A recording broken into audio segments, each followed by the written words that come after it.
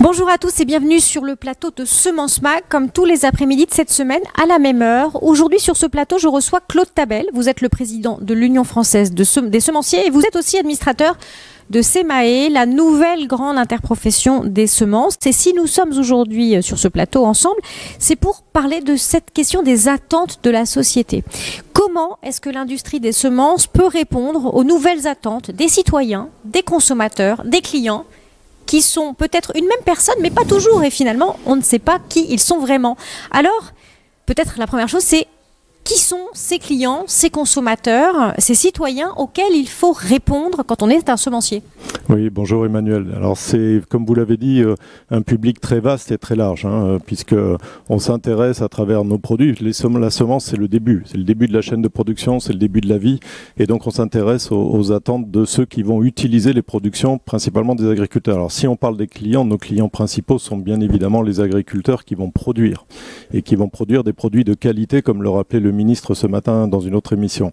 Et ensuite, puisque ce sont des produits de qualité, on va s'intéresser aux consommateurs. Le consommateur, donc, il veut des produits qui soient sains et qui soient sûrs aussi, et qui soient bons pour lui. Et puis on a le citoyen. Le citoyen, c'est effectivement quelqu'un qui voudra que l'agriculture soit la plus respectueuse de l'environnement, qu'elle soit très diversifiée, qu'elle façonne les paysages, etc. Alors évidemment, ça peut être effectivement la même personne fait les trois, mais ça peut être aussi des attentes très différentes, voire des attentes complètement contradictoires. Donc vous produisez ces semences au milieu de cette cacophonie de demandes. Comment est-ce qu'on écoute toutes ces attentes parfois contradictoires? Oui, alors, donc comment on fait? Effectivement, déjà, il faut savoir que parmi les métiers de semencier, dans cette filière semences dont on parle et de cette interprofession dont vous avez parlé, SEMAE, il y a au début de la chaîne des gens qui créent des nouvelles variétés, qui sélectionnent des nouvelles variétés. Sur ces gens-là, il faut qu'ils soient effectivement à l'écoute. Les pas de temps de la sélection sont particulièrement longs. Aujourd'hui, on va considérer qu'il faut toujours, malgré les nouvelles technologies ou autres, il faut quand même pas loin d'une dizaine d'années pour développer une nouvelle variété. Donc pour savoir quels seront les besoins dans 10 ans, le semencier, il a besoin, celui qui fait de la sélection végétale, il a besoin effectivement de se projeter et d'avoir des signaux qui lui viennent des différentes entités de la population, que ce soit le client, le consommateur, le citoyen, pour essayer d'anticiper quels seront les besoins de demain. Ça, c'est une première chose. Et donc, ça amène forcément à s'ouvrir et à écouter le plus possible et à essayer d'être en phase avec les attentes de la société.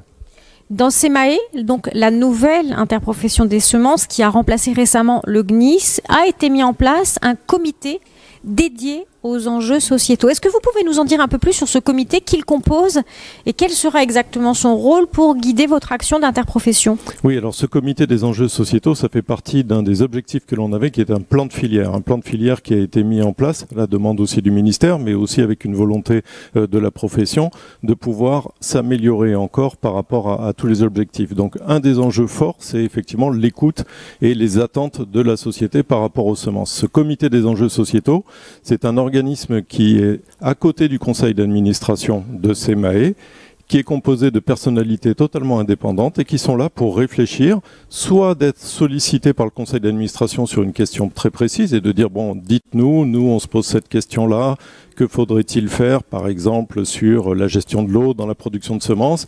Qu'est-ce que vous en pensez? Qu'est-ce que vous nous dites, vous qui êtes des experts totalement indépendants? Mais il peut aussi s'autosaisir, il pourra s'autosaisir. S'il y a des sujets sur lesquels il trouve que l'interprofession SEMAE ne va pas assez vite, ne va pas assez loin ou ne se pose pas assez de questions, il sera totalement habilité à s'autosaisir de sujets pour pouvoir donc orienter les travaux, les réflexions du conseil d'administration. Sa composition, donc il est composé de personnalités indépendantes. Le travail du conseil d'administration, ça a été de nommer son président. Son président, donc Pierre-Benoît Joly.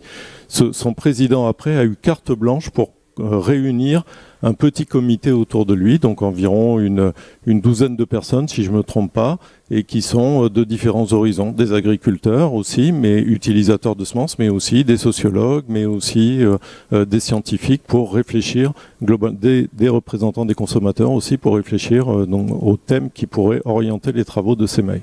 Pierre-Benoît Joly, le président de ce comité des enjeux sociétaux, sera ici même sur ce plateau samedi à 15h30 pour parler justement de ces questions-là.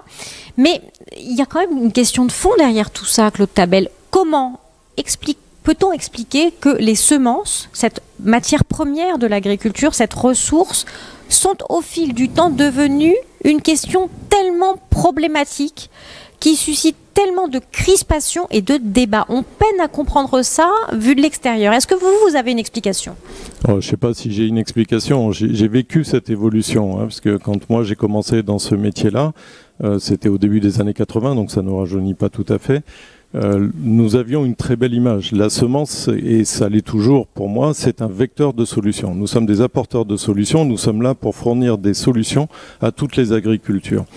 Donc dans le milieu des années 80, il n'y avait pas de discussion autour de ça. Ce qui a un petit peu changé, c'est l'arrivée un petit peu des nouvelles technologies, des technologies dans notre domaine. Et je pense que ça, la perception notamment là pour le coup, on va dire du citoyen, peut-être plus que le consommateur, sur l'irruption de nouvelles technologies, le digital, disons les gros mots, les OGM aussi, donc dans le débat, a cristallisé un peu l'opinion sur la semence et donc les gens ont découvert que finalement une semence c'était pas l'image d'Épinal que les gens pouvaient avoir, uniquement un produit qui se récoltait, qui se transmettait de façon ancestrale, mais aussi quelque chose sur lequel des gens comme nous, comme la filière semence, travaillons pour l'améliorer, pour pouvoir répondre et pour pouvoir amener des solutions supplémentaires. Et je pense que ça, le public n'y était pas préparé. Et ce que le public ne sait pas, c'est que cette industrie des semences en France est extrêmement puissante. Oui. 3,3 milliards de chiffre d'affaires, 1 milliard de contributions à notre balance commerciale. Tout à fait. Est-ce que ça n'est pas finalement un peu ça le problème dans un pays qui a parfois du mal avec la réussite, avec la puissance économique ? Si, c'est sans doute une partie du problème et une partie du problème aussi avec une autre image reçue qui est totalement fausse, qui est une concentration de ce secteur-là aux mains d'un certain nombre de groupes puissants, alors que ce n'est pas du tout le cas. Vous le disiez, je suis président de l'Union française des semenciers. Nous avons plus de 120 semenciers dans notre organisation et la majorité, 80%, sont des petites structures qui sont pour elles des PME. Donc je pense que cette image, elle ne correspond pas exactement à la réalité. Et ce qui s'est passé en fait avec cette arrivée de grandes sociétés dans notre domaine, ça a amené cette confusion sur la performance de notre métier. En fait, ce qu'il faut bien voir, c'est que ce dont vous parlez là, c'est pas cette excellence de la filière française qui est reconnue par les pouvoirs publics, le ministre le répète souvent, elle vient du fait aussi que nous avons une situation géographique particulière. Nous sommes dans des régions tempérées, nous avons une grande diversité de terroirs en France. Nous avons, contrairement à ce que l'on peut dire certaines fois, plutôt une agriculture avec des agriculteurs de petites fermes.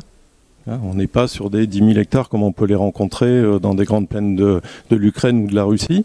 Et on a une spécificité, une formation des agriculteurs très performante, qui a amené à une très grande qualité de produits. Et en fait, pourquoi la filière française est si reconnue ? C'est parce que nous sommes capables de produire des semences de très haute qualité grâce à la technicité, grâce à nos terroirs. Alors maintenant, parlons des solutions que les semences peuvent justement apporter aux attentes des consommateurs.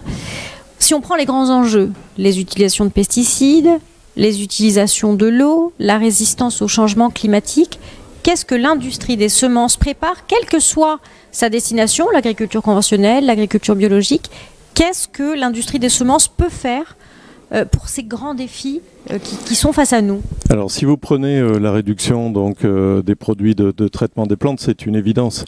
Nous travaillons, d'ailleurs c'est pas une nouveauté, les gens ont l'impression de le découvrir aussi, c'est quelque chose qui existe depuis que l'on fait de la sélection végétale.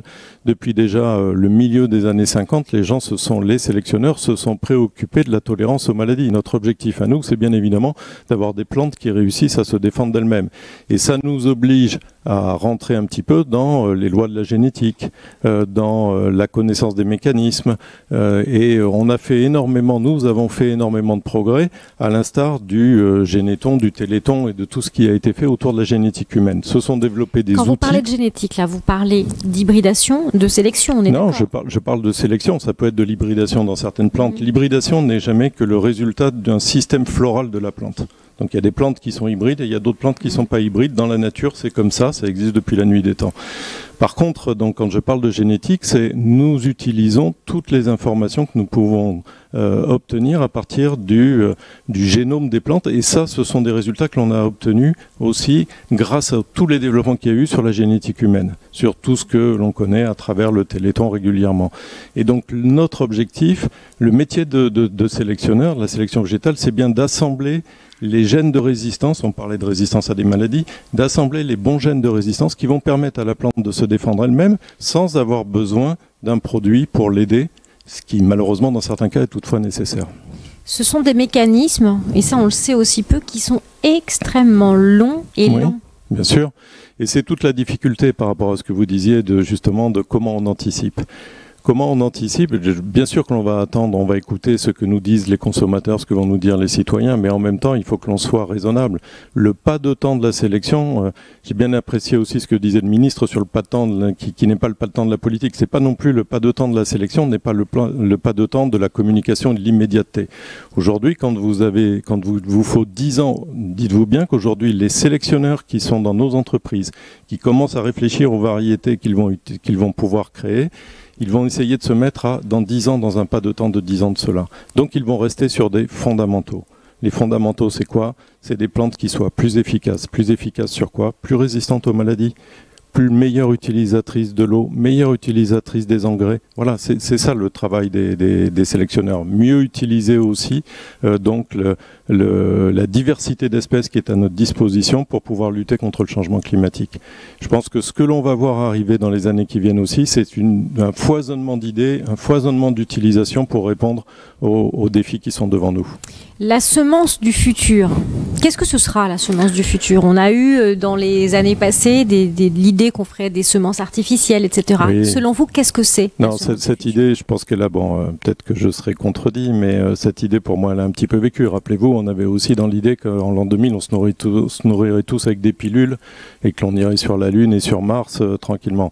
Donc non, la semence du futur, pour moi, ça restera toujours une graine ou un plant qui sera utilisé par un agriculteur, par des particuliers pour produire. Sauf que cette semence et ce plant, elle sera forcément différente de celle qu'on connaît aujourd'hui, de celle que l'on a connue il y a 20 ans ou il y a 50 ans. Elle sera encore plus compétente, elle aura encore plus d'informations dedans et elle sera dans un package probablement aussi avec des biostimulants, avec d'autres choses pour pouvoir encore mieux répondre à tous les défis. Merci beaucoup Claude Tabel. On vous retrouve demain pour Semence Mag, pour explorer tout ce champ des possibles de la semence. Et on retrouve, je vous le rappelle, Pierre-Benoît Joly, le président du comité des enjeux sociétaux de SEMAE sur ce plateau samedi à 15h30. Merci à tous, bonne fin d'après-midi.